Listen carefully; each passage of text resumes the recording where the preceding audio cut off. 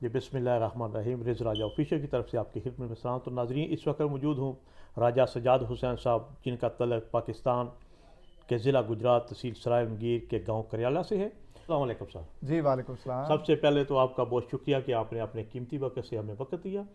تو ناظرین ہم راجہ صاحب سے کچھ سوال جواب کریں گے، تو آپ نیچے کمنٹس میں ضرور بتائیے گا کہ آپ کو کیسا لگا، اور اس ویڈیو کو فالو، لائک اور ریپوسٹ ضرور کیجیے گا. جی راجہ صاحب، سب سے پہلے تو آپ کا بہت شکریہ، اور سب سے پہلے آپ یہ بتائیں کہ آپ پاکستان سے انگلینڈ کس ایج میں اور کیسے آئے؟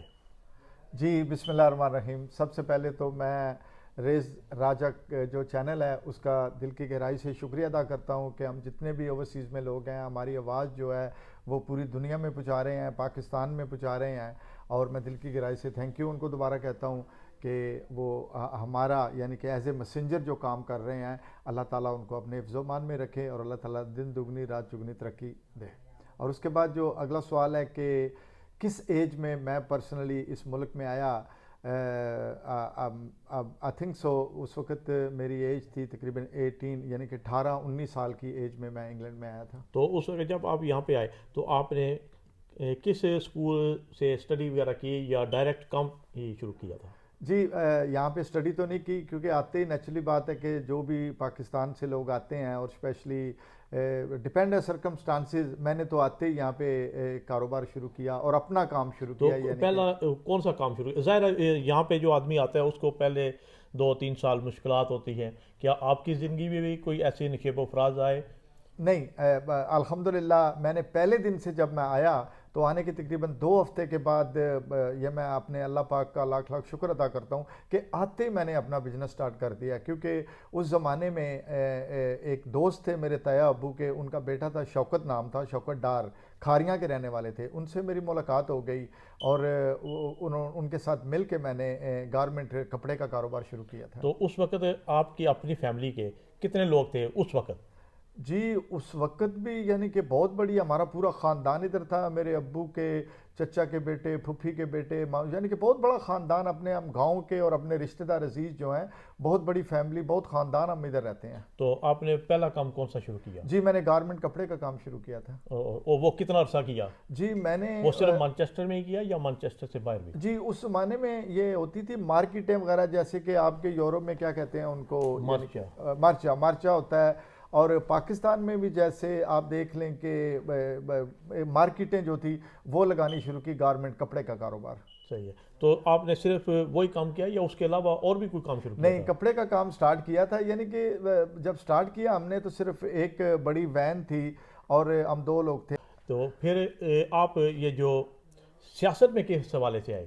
آپ کو کیا کسی نے بولا تھا یا آپ کے اندر شوق تھا سیاست میں آنے کا؟ جی اس وقت کیونکہ نیچرلی بات ہے، میری اپنی فیکٹری تھی یہاں پہ مانچسٹر میں اور گارمنٹ کا کام تھا میرا، تو جتنے بھی مانچسٹر میں بڑے بزنس مین لوگ تھے اس زمانے میں، ان کا ہمارے قائد میاں محمد نواز شریف صاحب کے ساتھ کلوز ریلیشن ہوتے تھے. اور اس زمانے میں بھی میاں صاحب جو ہے یہاں کے، بلکہ پوری دنیا کے دورے وغیرہ ہوتے تھے، اور میاں صاحب یہاں پہ آتے جاتے تھے، اور میاں صاحب سے ملاقات ہوئی، ان کے ساتھ بیٹھ کے کھانا کھایا، اور وہاں سے ہمیں شوق ہوا کہ میاں صاحب جو ہیں وہ ملک کے لیے بہت اچھا کام تو کر رہے ہیں. شروع میں آپ ایک سیاسی کارکن تھے پاکستان مسلم لیگ نون کے. یہ ایک پاکستان مسلم لیگ نون انگلینڈ نارتھ ویسٹ کے پریزیڈنٹ تک جو پہنچنا ہے، یہ اب کون سی آپ نے منزلیں طے کی؟ جی نیچرلی بات ہے کہ مجھے تو آج بھی یاد ہے کہ جو بندہ آج سے 40 سال، یعنی کہ جب سے ہمارے قائد میاں محمد نواز شریف صاحب نے سیاست میں قدم رکھا ہے، اس وقت سے لے کے آج تک جو ساتھی میاں صاحب کے ساتھ چلتے رہے ہیں، آج بھی وہ میاں صاحب کے ساتھ چل رہے ہیں. کیونکہ میاں صاحب کے ساتھ پرسنلی ان کی ایسی شخصیت ہے کہ کوئی بھی آج تک ان سے اینگری یا ناراض نہیں ہوا، وہ آج بھی ان کے ساتھ چل رہا ہے. اور میں اس وقت سے لے کے اس زمانے کے ساتھ لے کے میاں صاحب کے ساتھ چلتا رہا ہوں. اور جب یعنی کہ زیادہ انوالومنٹ اس وقت ہوئی تھی کہ جب میاں صاحب کو ضلع وطن کیا گیا، جب ان کو ڈپورٹ کر دیا گیا، اور اس کے بعد ہمارے قائد میاں محمد شہباز شریف صاحب سے وہ لنڈن آ گئے، اور وہاں سے پھر میں پہلے مانچسٹر کا پریزیڈنٹ بنا اور اس کے بعد یوتھ پورے یعنی کہ یو کے کا پریزیڈنٹ بنا اور اس کے بعد ایک لانگ ٹائم سے جو ہے وہ نارتھ ویسٹ کا پریزیڈنٹ ہوں. نارتھ ویسٹ ایسے ہے کہ جیسے ہمارے ملک میں پنجاب جتنا بڑا یعنی کہ یہ بن جاتا ہے. ہماری جتنی پاکستان کی کمیونٹی ہے تقریباً 1.8 ملین لوگ ہیں جو یہاں پہ انگلینڈ میں بس رہے ہیں اور 1.6 ملین لوگ جو ہیں وہ نارتھ ویسٹ میں رہتے تو ہیں. جب مشرف دور تھا تو اس وقت نواز شریف اور شہباز شریف اسپیشل اس آفس میں آیا کرتے تھے؟ جی الحمدللہ میاں شہباز شریف صاحب تو بہت دفعہ اس آفس تو میں اس آئے وقت ہیں. یہاں پہ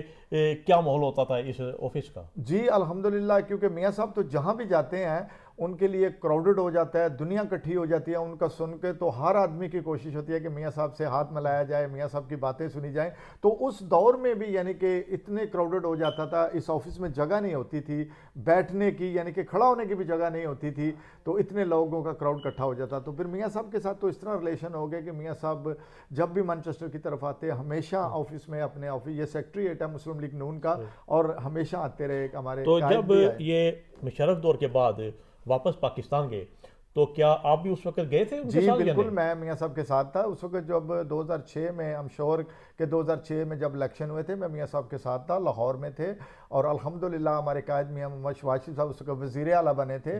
اور یہ شروع سے دیکھ لیں کہ یعنی اسی لیے میاں صاحب سے اتنی محبت لوگ کرتے ہیں کہ میاں صاحب جو ہیں, میاں صاحب کی فیملی, شہباز شریف صاحب, نواز شریف صاحب, اس وقت سے لے کے میں جانتا ہوں کہ وہ اوورسیز لوگوں سے بہت پیار کرتے ہیں. میاں جب وہ پہلی دفعہ گئے تھے ان کو واپس کر دیا گیا تھا, اس وقت آپ ساتھ تھے؟ جی میں وہیں پہ تھا, تو پاکستان میں جب تھا. دوسری دفعہ گئے پھر آپ؟ بالکل میں ساتھ تھا, میں گیا تھا ان کے ساتھ, وہیں پہ تھا, لاہور میں تھا.